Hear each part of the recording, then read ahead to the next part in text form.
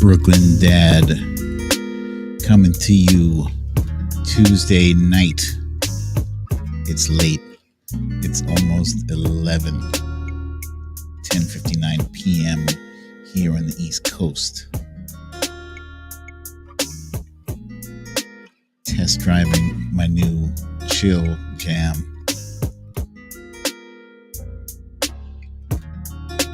Asmila J, Scribble My Dibbles, Cecile Kazemi, Cha-Cha, Veronica Tello, Tina G, in the place to be.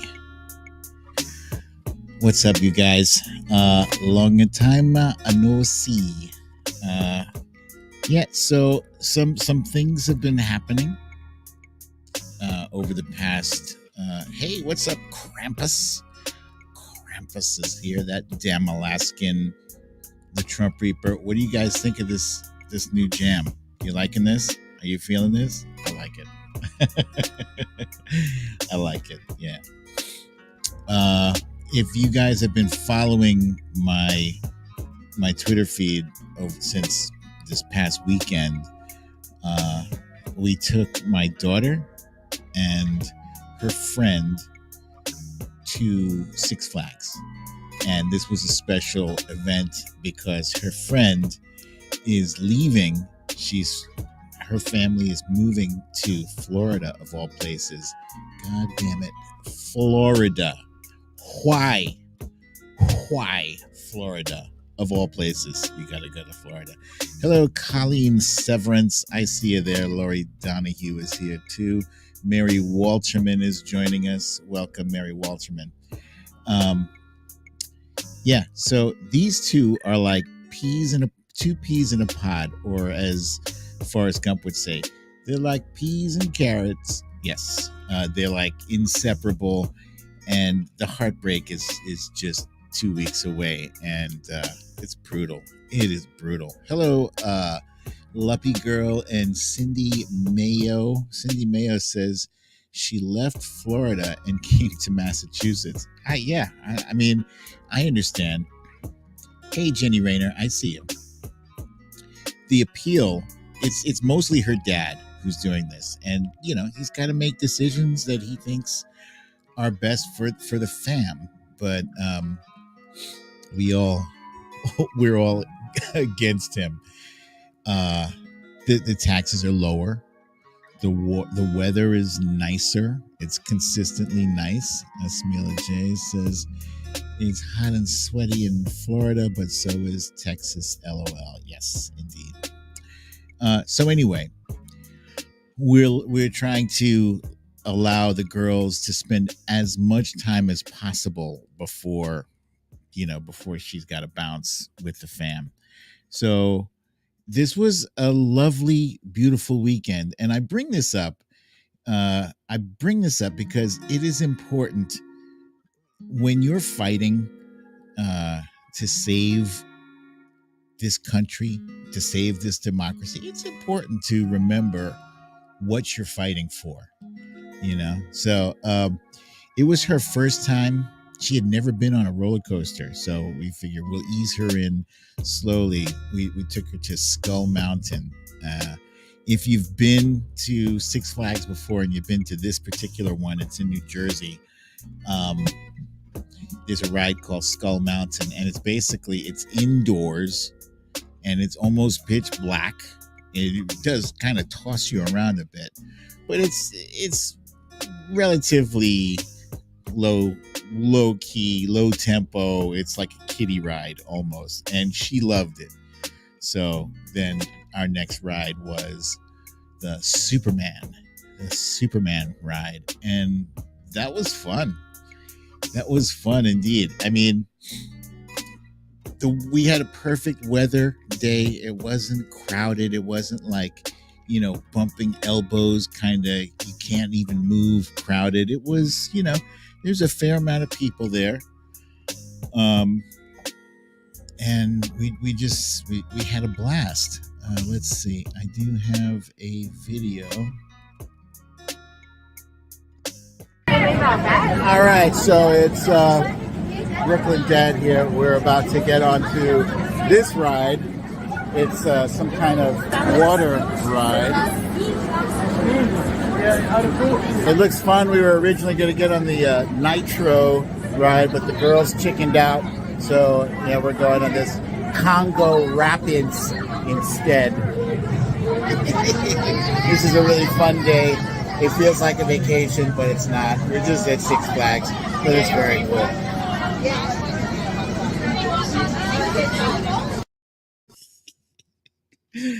I have to try to remind myself to always be filming. ABF, always be filming. I have to, get myself into the habit of providing you guys with some extra content, because if indeed this is what I want to do, and this is what I want to do, I gotta suck it up and do what the hell I gotta do, and that is produce more content. Anyway, that Rapids thing, that was a blast. That was a whole lot of fun. And yeah, just Saturday out there with the fam. These sky car things are terrific. They take you pretty much above everything. It's like 8 or 10 stories high. I had no other pictures of that. Damn. Anyway, it was a beautiful time. And then we went on the log flume, which is wifey's favorite ride. We got nice and wet, all of us. Oh, there we go. This is the view from the sky car thing. Beautiful. Lovely. I loved it so much. And then last night, some of you may have been on Twitter and saw me at the studios of Sirius XM. That's on 48th and 49th and 6th Avenue, and in Manhattan. And that is where John Fugelsang, you guys will remember, I interviewed him on the show. He's a comedian and he has his own show, Tell Me Everything. And I was his first guest in studio guest since the pandemic hit. And that was special. It was a nice cast. I don't know if any of you had a chance to listen to it. I myself haven't had a chance to listen to it yet, but if you have access to the SiriusXM app, I don't think you need a subscription actually to listen to that episode. It was last night's episode, streamed from 9 p.m. until I had to bounce at 10:35 because I didn't have put enough money in the meter. So I had to make sure I didn't catch a ticket. But it was great. It was nice being around people that are not my family, kind of felt normal. And those studios or the studio itself is very cool. As you're walking around, you can see, all this production equipment. Oh, wait, here, let me blow this up a bit. Yeah, there's me and John Fugelsang in his studio. He's a very, very cool guy. He's an excellent host. And he said, hey, please come back anytime. So maybe, who knows, maybe I'll make a thing of it. Sirius is pay. I think, I do believe Sirius XM requires a subscription, but like I said, I don't know. I don't know how much it costs, or if you can listen to last night's episode without a subscription. But it was very cool. Very, very cool. So let's get to, I'm easing you guys into the content for today. I don't know how many of you saw Matthew McConaughey at the White House, at the White House press briefing. Hey, thank you, Samantha Hawkins. I like it too. I like it. That was it was one of the most powerful speeches I'd seen in a very long time. Matthew McConaughey, for those of you who don't know, is a Uvalde, Texas native. He was born and raised in Uvalde, Texas. And, he pointed out that his mother used to teach not 5 minutes from Robb Elementary. And he himself learned how to use, I think he said it was a Daisy BB gun. And yeah, what a passionate speech. He is the all right guy, but he is damn serious, and it's time. It's time. A lot of people, even Matthew McConaughey said this time feels different. I'm not so sure. I would like to say yeah, it is, but we talked about this on John Fugelsang's show last night, and my fear is that this bipartisan legislation that Chris Murphy is working on with John Cornyn, that this bipartisan legislation is meant to shut us the hell up. It's meant to be some table scraps, some crumbs to say, hey, look, there. Now you got your gun reform. Are you happy? Now shut up.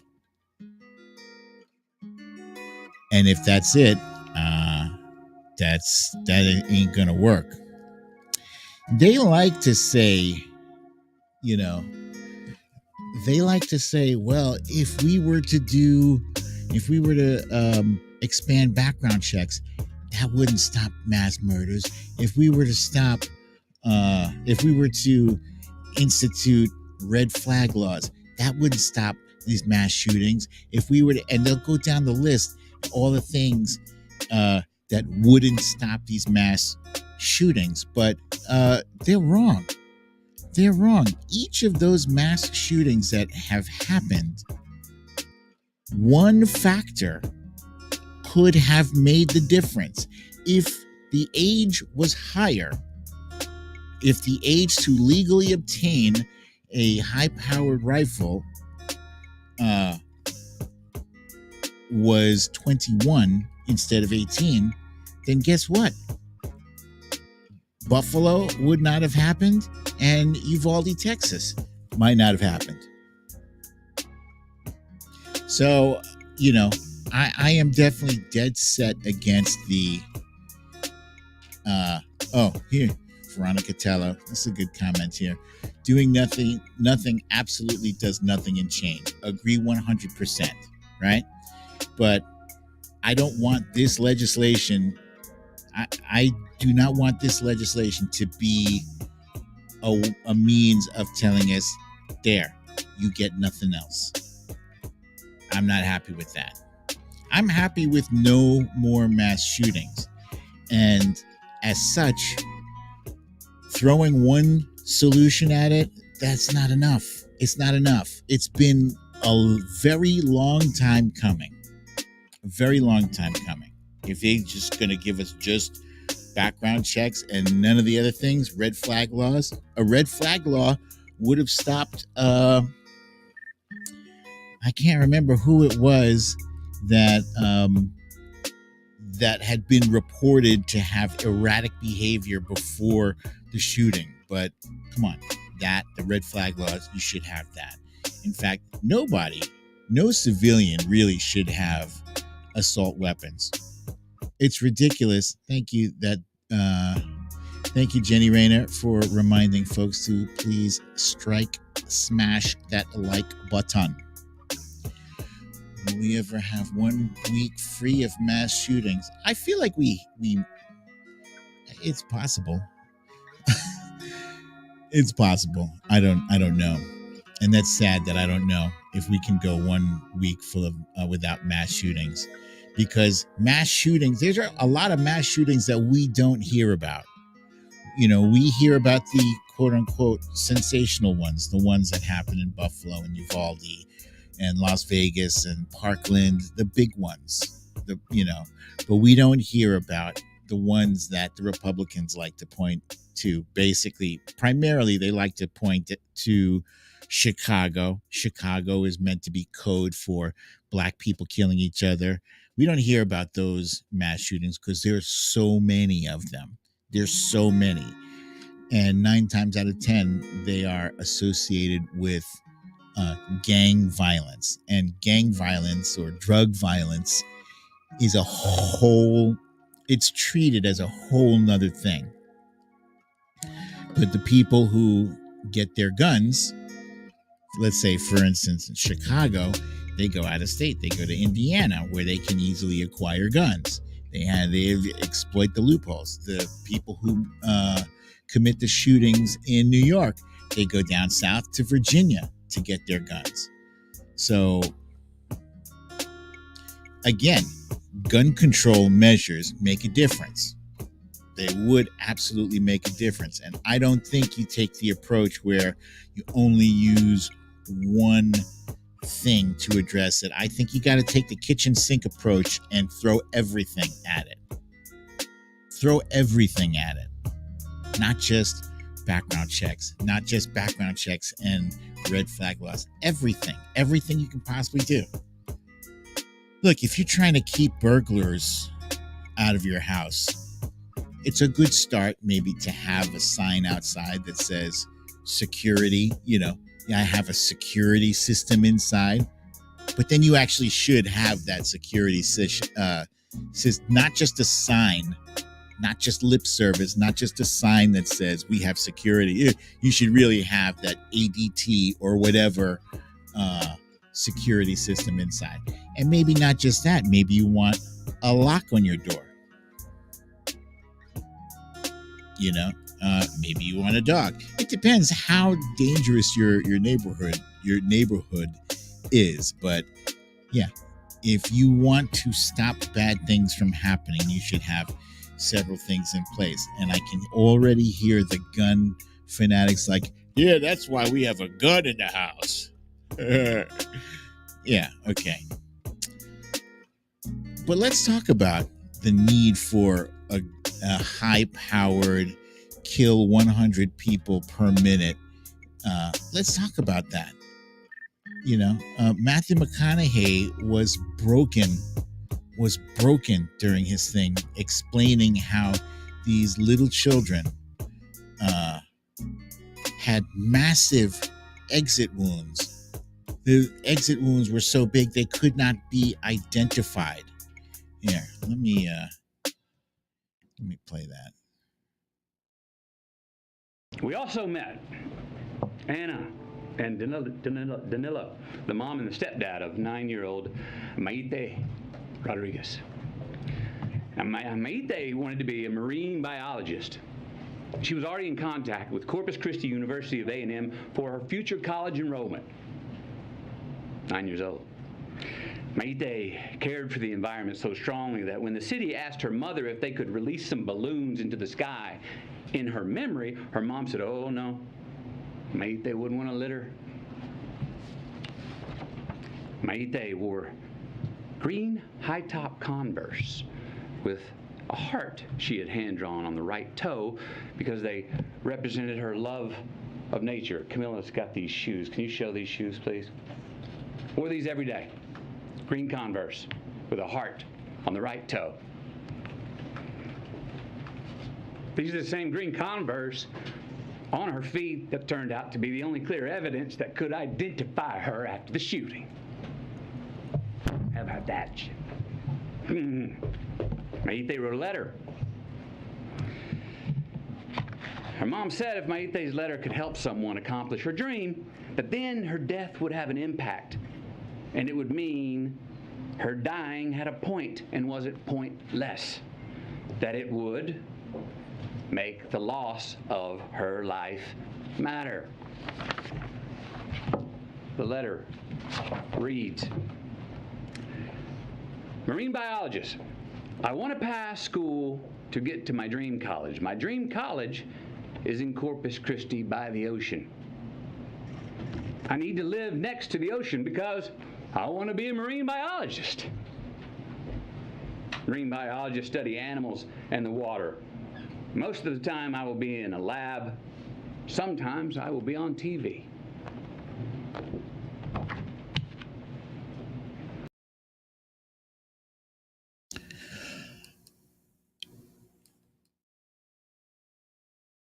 This was hard. This was hard to watch. I mean, I completely lost it when he started talking about the green sneakers. Just gone. These were children that had dreams, they had aspirations, they had their whole lives ahead of them. And really, to talk about gun violence without talking about the victims, without talking about the impact, the hole left in the families left behind, then it's an incomplete discussion, because it absolutely needs to be a part of every discussion about gun violence, and especially when it's cutting down our future. These kids were our future. A marine biologist, these are innocent kids who did not deserve the fate that they met.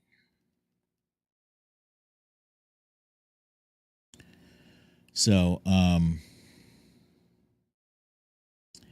I optimistic? I like to say that I believe something will happen. I am 95% sure that something will happen, but I'm also 95% sure that not enough will happen. And I think it's up to us to keep the pressure on. It's up to us to say, thank you. Can I have some more, please? Or you don't have to say please. And you don't have to say, can I? You can just say, we need more. Now is the time. Now is absolutely the time.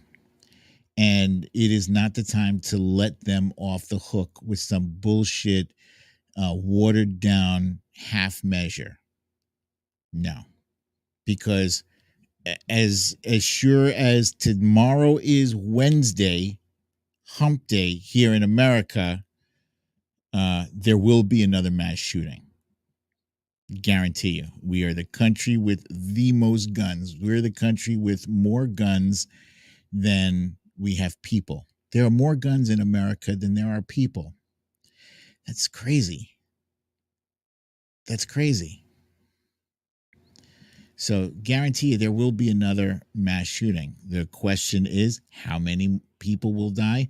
What will their ages be? What will the excuse be from the right? What will they say? I think about this a lot, and I never say it because it sounds disgusting, but it needs to be said. These people in Congress, they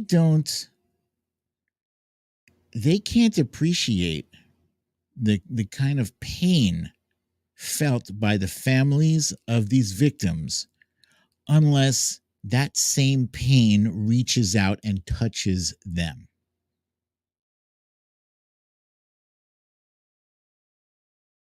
It's always someone else's kid. It's always someone else's problem.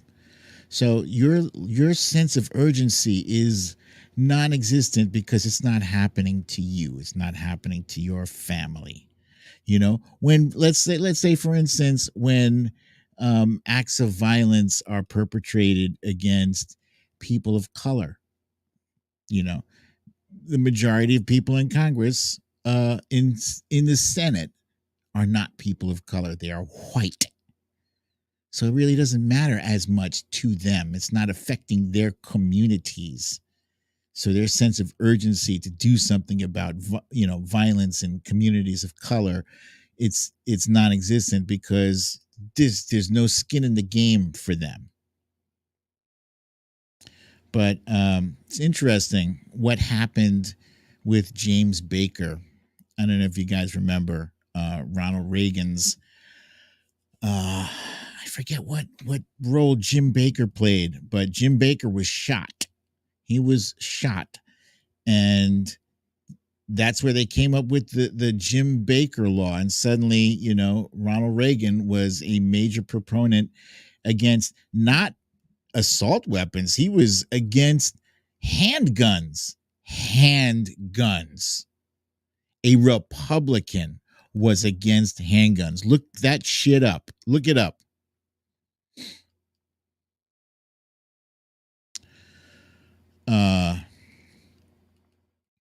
Yeah, so unless it touches them, I'm certainly am not saying that anything should happen to those members of Congress or their members of their family, but I'm just saying, it is a shame that it's the Brady bill. Thanks, you guys. Oh, not Baker. Thank you. It was the Brady, Jim Brady. James Brady? Wait, Baker or Brady? God damn, Brady bill. All right. Thank you. Yeah, I'm not suggesting that anything bad should happen to them. I'm just saying it's unfortunate that this sense of urgency is non-existent unless it happens, unless it directly affects people.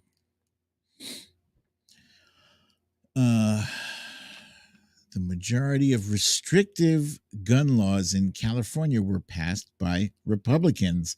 That is an interesting fact. Thank you, Solid Blue Sister. Thank you for providing that. Yeah, so who knows what's going to happen. But let's fast forward to this Thursday. FYI, you guys, there will not be a story time with BDD episode tomorrow. I am actually kind of preparing for a different story time with BDD. Jim Baker was that charlatan bastard. Thank you, Aries Wanderer. I'm preparing for a different story time with BDD on Thursday night, prime time. It will be running concurrently with the January 6th hearings. I am going to try my hand at live broadcasting the hearings with commentary going alongside the proceedings. And we can have our own, I guess you call it a watch party or whatever. We'll watch that shit together. I will have it here, and you can hear my real-time reactions to what's happening. So that will be Thursday night.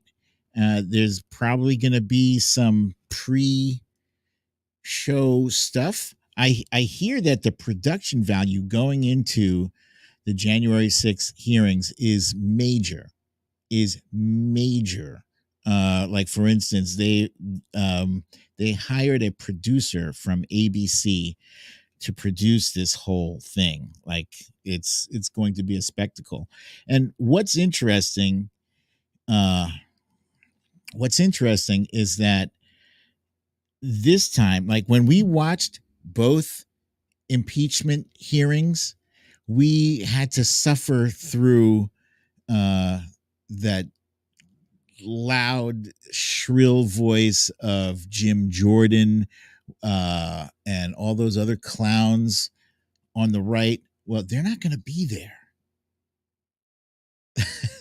There's not going to be any Jim Jordan or Louis Gohmert or any other buffoons. No Matt Gaetz, none of them. It's going to be a bunch of Democrats and two Republicans that are Liz Cheney and Adam Kinzinger. And I know that technically they're still Republicans, but at this rate, why? What are you waiting for? You might as well change your party affiliation. You're not going to be that much different than Joe Manchin. What am I saying?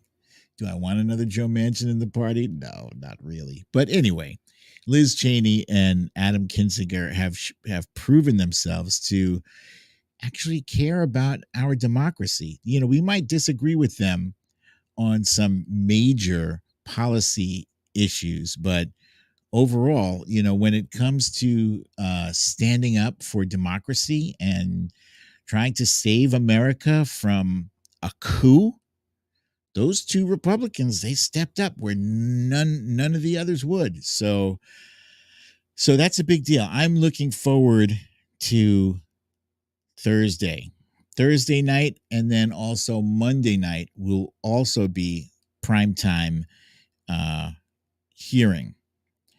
And yeah, maybe call me naive for believing that these hearings are going to amount to something. I feel like they are going to. There are a lot of people with skin in the game on this. Jamie Raskin is one. Jamie Raskin was affected big time by January 6th, and I am pretty sure he doesn't want to let anybody off the hook if he has anything to do about it or to say about it. I think Jamie Raskin wants some indictments and wants some convictions. So we'll see. I could be wrong. I should probably be managing my expectations. I should probably be looking at this with a more cynical eye, which the majority of people are going to be looking at it. Sherry Scary is asking 10 a.m. No, I believe these are prime time. And yes, Cha-Cha, he was still mourning his son. Let me just have a quick look here. Let's see. January 6th, public hearing schedule. Here we go. January 6th, how to watch live. This is from Insider. Let's look at Insider. What are they saying?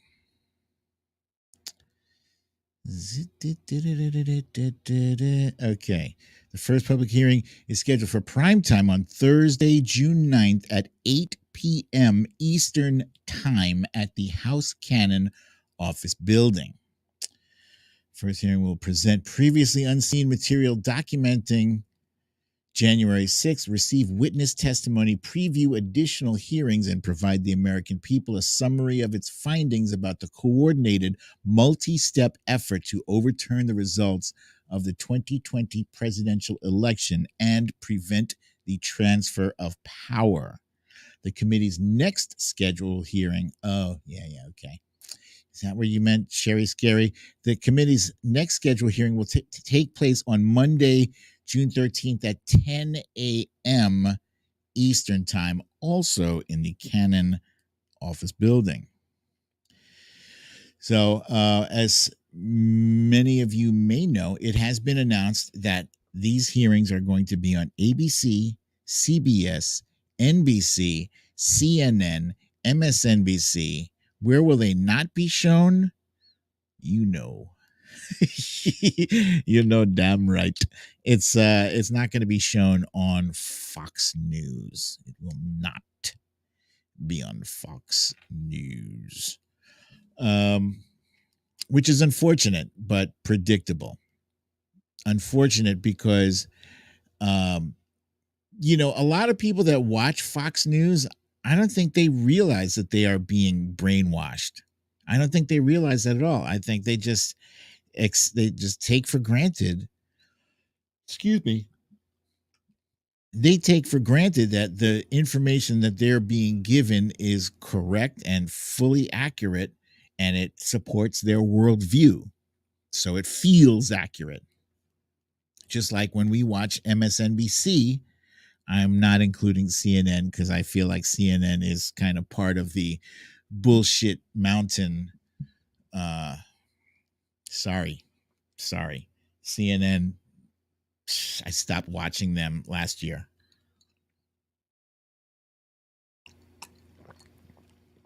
Oh my God, that water is so good. But yeah, we watch MSNBC and we assume that the information that they're giving us is accurate, except if Chuck Todd or Andrea Assface are on TV. What the hell is her last name? Andrea. You know who I'm talking about. Damn it. Yeah. Aside from those two, MSNBC's staff is pretty solid. Sherry Scary says Foe did okay, Matthew today. Oh, interesting. What was not interesting was after Matthew McConaughey was finished with his presentation, a reporter from Newsmax shouted out the question: was that grandstanding? Are you kidding me, bro? Are you kidding me? The dude wore his heart on his sleeve throughout that whole. He just barely made it through, and you're asking. He's talking about dead children, and you're asking me, was that grandstanding? What the hell, Matt Gutierrez? Thank you, my friend, Matt G. That's Tina G's son, with the kind donation. Thank you, my friend. Thank you for that. Corey Lord wants to know why not CNN. I gave up on CNN when they decided that it was the right thing to do to dogpile on President Biden about the whole inflation thing and they helped basically they helped promote a narrative that President Biden had something to do with inflation.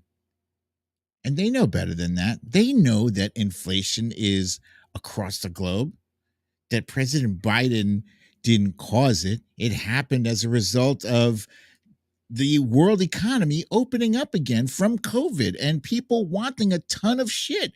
People were sitting on stacks of money. And when the economy opened up again, they were like, we want our shit. And there was so much demand and not enough supply. And that's why we had the inflation. And then a whole bunch of CEOs saw an opportunity. They said, oh, well, there's an inflation narrative going on, so I'm not going to miss out on that shit.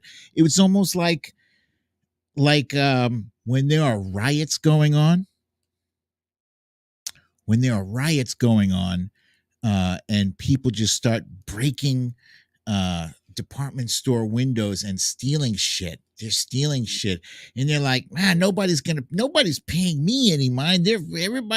Everybody's doing everybody. So that's what the CEOs are, just grabbing as much cash as they can possibly grab and using this narrative about inflation being President Biden's fault. They're using that as cover. Nobody's holding their feet to the fire. So that, my friend, Corey,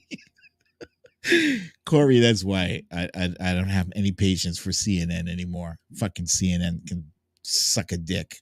They can eat a bag full of dicks, CNN. And not just that, there was something that came out today, and I wish I had saved it. There was something that came out today saying that the CNN deliberately was trying to both sides. You know who said it was? I think it was this guy who posts on my tweets all the time, Dream Weasel. Let's see if I can find this. Dream Weasel. CNN. Yeah, it's not okay.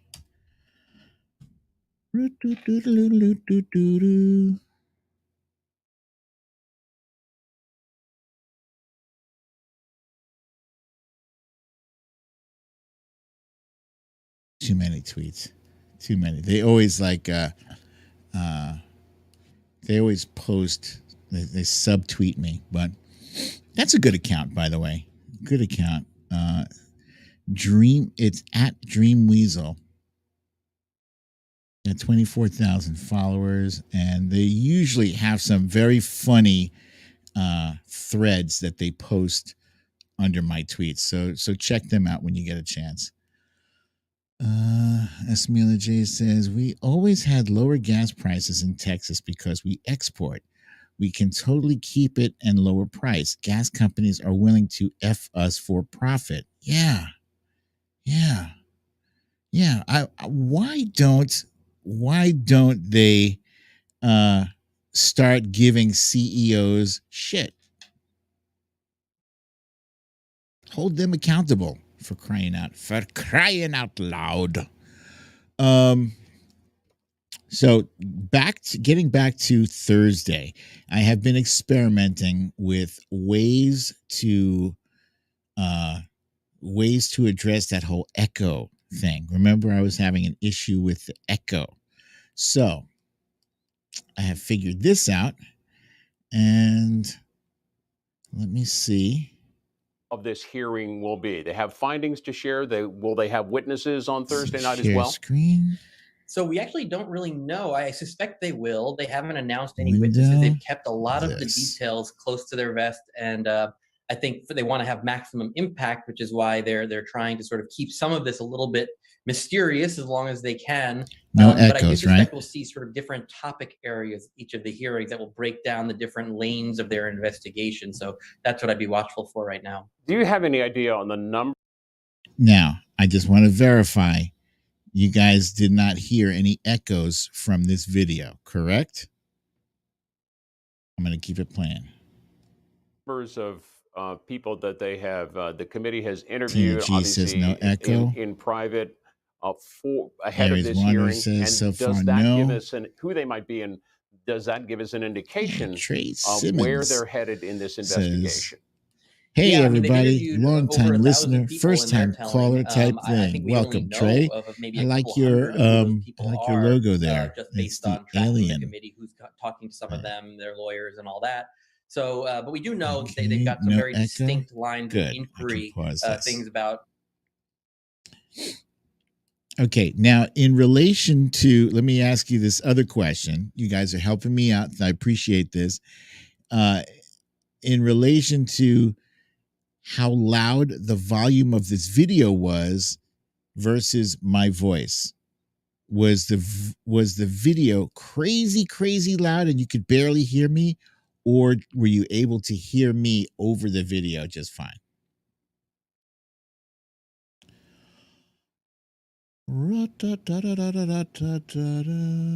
Yeah, Trey, Alien, great movie, Aliens.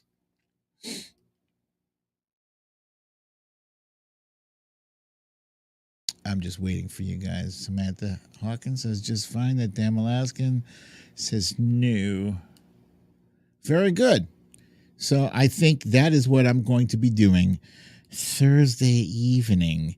And we can, again, I'll say we can react in real time to the proceedings, and we won't have to grit our teeth every time an asshole like Jim Jordan speaks up, because an asshole like Jim Jordan will not be present.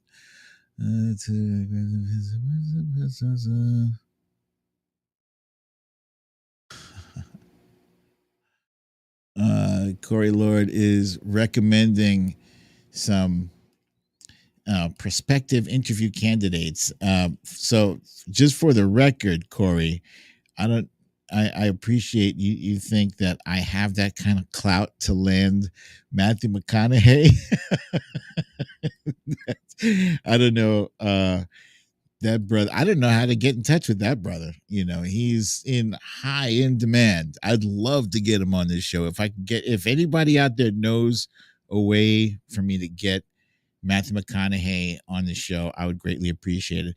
Jack Cocciarella, that I hope I'm pronouncing his name correctly. That's an interesting one. I have seen his tweets. Calling him a Gen Z leader. Yeah. I'll reach out to him and see if I can get him on the show. How about that? Yeah. That damn Alaskan says, I think you were a bit lifer than the video. So is that a bit louder? Oh, louder. Yeah. Lifer. Good. So I just want to make sure that when we do this thing on Thursday night, you guys can hear me just fine. I don't plan to do a whole lot of talking over the proceedings, just so you know, because if I'm talking, then you can't hear what's being said, and then we'll be behind everybody. So I'm not going to be doing that. But, there will be some shit that's going to happen where we're all going to be like, what? So, yeah, that stuff, we're going to want to be able to react in real time. So this should be cool. Iberian News says J6 was a drop in the bucket compared to what would happen if you try to take away the second. So, Iberian News, this is interesting. You bring up a point that was nobody at any. In fact, I haven't not heard one person, one Democrat, one progressive say eliminate the Second Amendment. I haven't heard anybody say take the Second Amendment away. No, not at all. But, what's interesting, and a lot of people, hello, Elaine Prieto, I see you there, my friend. What I notice a lot of people talking about are background checks, red flag laws,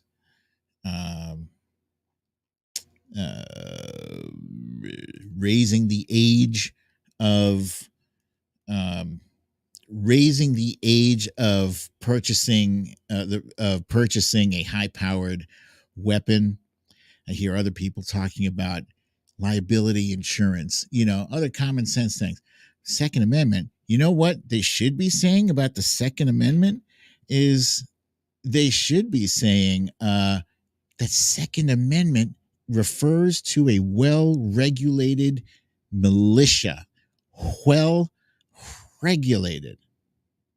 It doesn't say lone wolf. It doesn't say, some rando dude with a bad attitude and, a death wish. Well regulated. You guys forget that all the time. And it was a Republican justice. It was a Republican Supreme Court justice. I think it was Samuel Alito, who said that the Second Amendment is not absolute. It's not absolute. Well, thank you, Krampus. You heard my H there. Well, yeah. So I don't know who that was back there. Iberian something or other. Scrolling, I don't see it. But that's my response to that comment.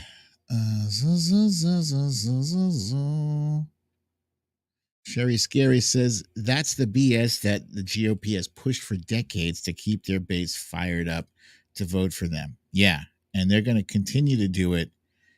Yeah, nobody came for their guns during the Obama administration. You thought if it was going to happen at all, if anybody was going to come around and collect guns, it was going to be Obama.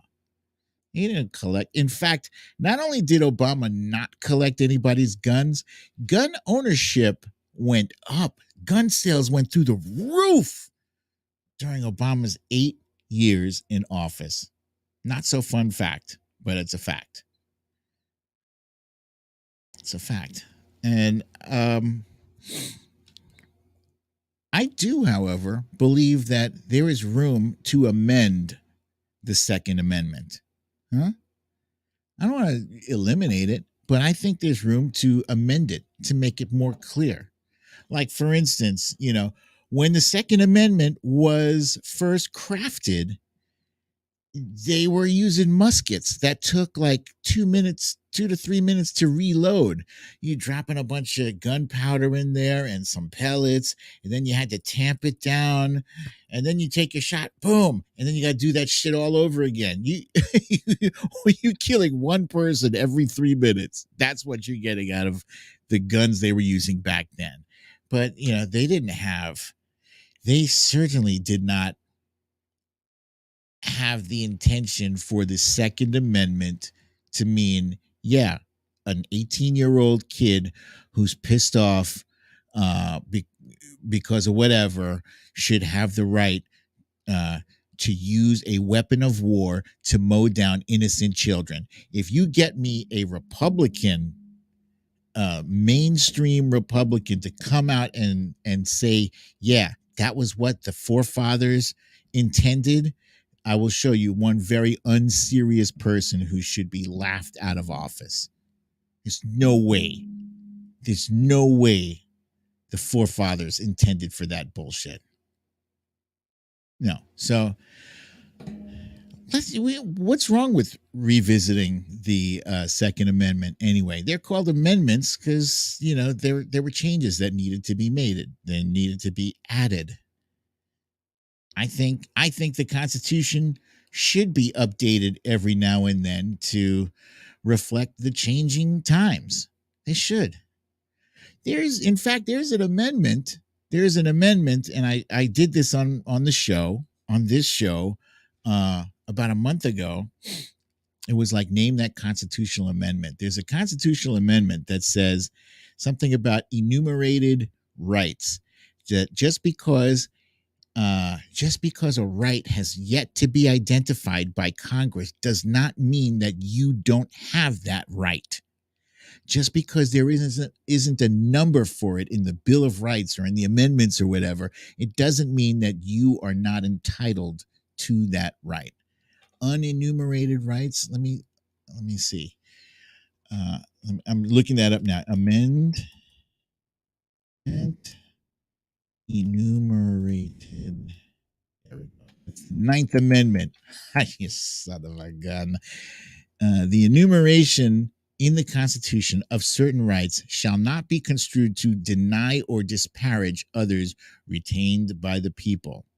States that the federal government doesn't own the rights that are not listed in the Constitution, but instead they belong to citizens. This means the rights that are specified in the Constitution are not the only ones people should be limited to. The Ninth goddamn Amendment is like the stepchild of the Constitution, and it really needs to be a major player there. The Ninth Amendment. Tell your friends about it.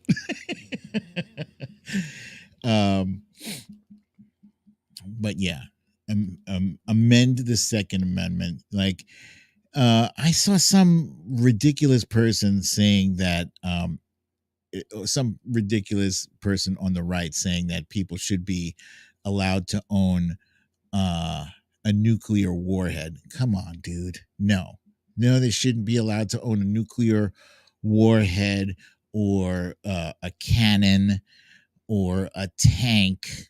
Come on now. Seriously.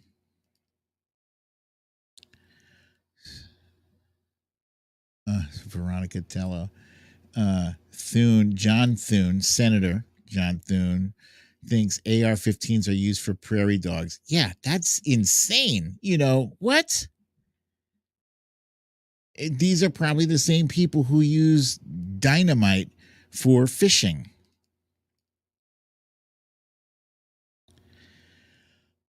Corey Lord, I love you, dude. I love you, man.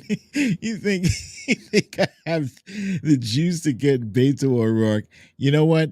I shouldn't laugh. Maybe it's possible. I'm going to reach out to the brother. I'm going to try. He doesn't follow me on Twitter, but I'll try. Add Beto O'Rourke as one of your guests if you're able. Just ask his team first. Yeah. Yeah. So the other day I interviewed our friend Brian Tyler Cohen, amazing young man. That dude is quite impressive. And he's interviewed a ton of people. He's had President Biden. He's had Vice President Kamala Harris. He's had Speaker Nancy Pelosi. He's had Beto O'Rourke. I think, did he have Stacey Abrams? I don't remember if he's had Stacey Abrams on the show yet, but yeah, he had Beto also. but he's Brian Tyler Cohen is in an entirely different league. He's been doing it much longer. He's got, the clout. So yeah. Grassley won the Republican nomination for Iowa. That's not a surprise. Not a surprise. But what the hell is happening in Los Angeles? I need to speak to my California friends right now. What is going on with LA? Are you guys about to elect a fake ass Democrat? There's a guy who was a Republican until like yesterday, and now he's a Democrat. He's a billionaire, self-funding his campaign. And what's wrong with Karen Bass? Somebody who is already, we already know that she's a Democrat. Why are you going for another billionaire? A dyed-in-the-wool Republican?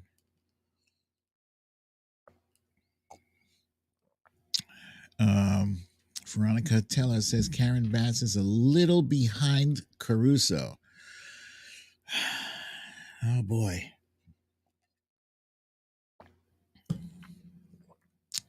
I tell you, I didn't like Eric Adams either. Eric Adams is very much, to me, in my mind, like a Republican. Lori Donahue thinks Karen Bass will win. Let us see. From your lips to God's ears. Samantha Hawkins wants to know if that is the dude that Musk is backing. Could be. Musk has come out as a Republican, but to be honest, when was he not? When was he not? I think he's been a Republican the whole time. He's just pretending to be other than, but he's a douchebag. He's a major douche. You see what's going on with Elon Musk today? He was talking about YouTube, saying that YouTube has too many scam ads. And, that dude, that guy he's got a ton of his own Elon Musk bots on Twitter. I don't know if you guys have ever seen this on my tweets all the time. At least at the bottom of every tweet, there's at least one Musk bot with some random bullshit there that has a screenshot of Elon Musk, of an Elon Musk tweet. But yeah, dude, finish out your Twitter farce before you even contemplate buying another major asset like YouTube.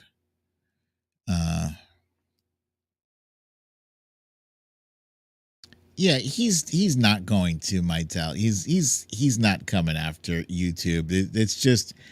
It's random musings now. Maybe he's trying to show everybody that, see, he's just talking about things. He's just talking. He doesn't really mean it. He was just talking about Twitter. He doesn't really want Twitter.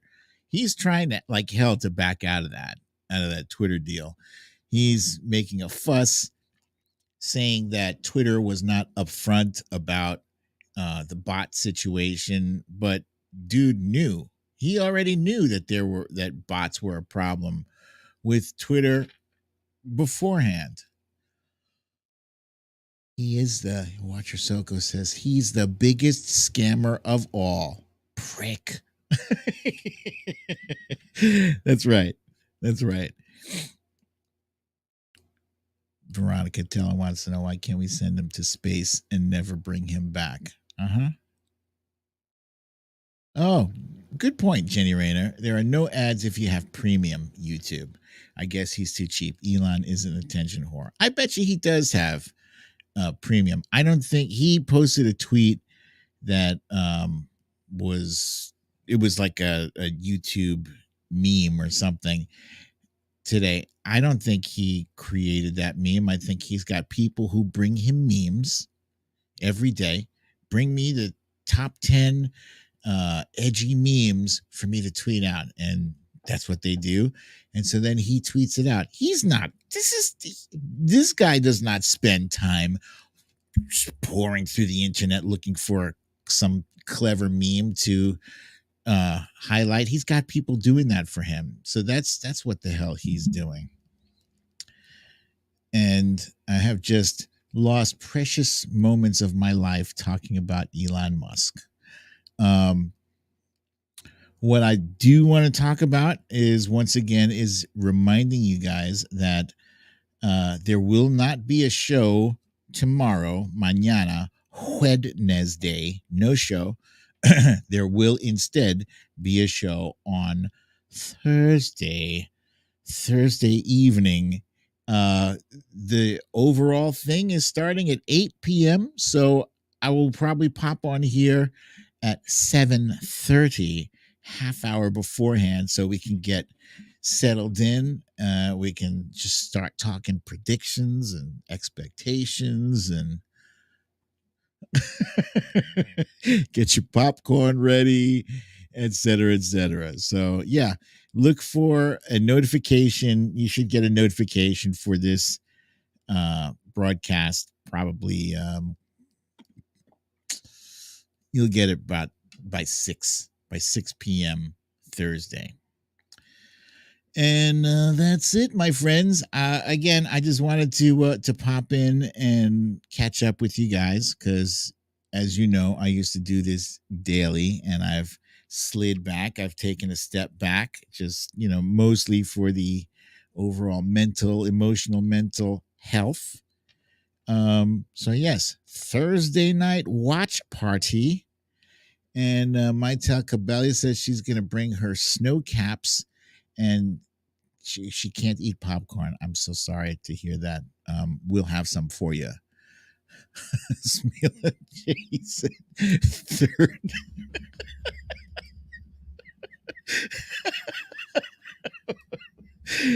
thirdness day. I'm gonna have to work on my delivery of that. Thirdness day. I like it. All right, you guys. So thank you for tuning in to another chill episode of Late Night with BDD. I'm your host, BDD, aka Brooklyn Dad.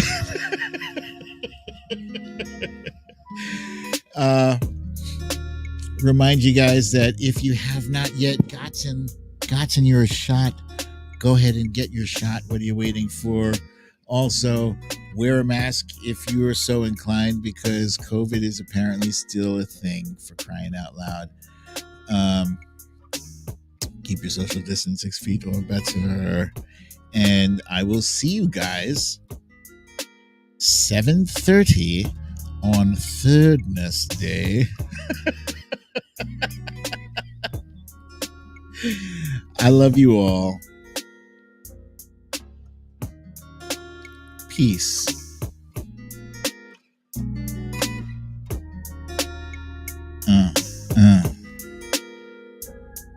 Hey, Corey Lord with press the like button, please. Don't forget to hit that like button.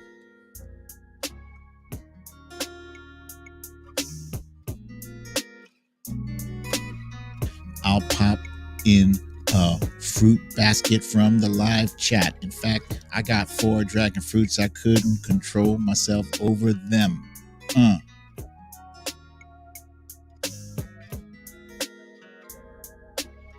This is perfect chill music, BDD. Hashtag end gun violence. Hashtag end COVID-19. Thirdness Day.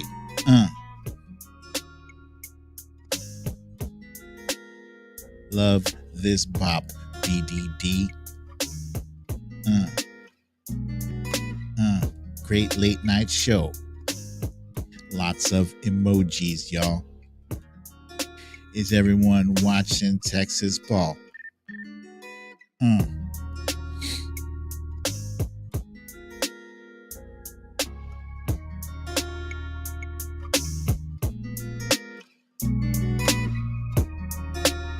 Good night, y'all.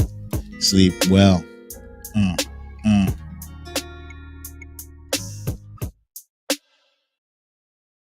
All right, you guys. You know what time it is.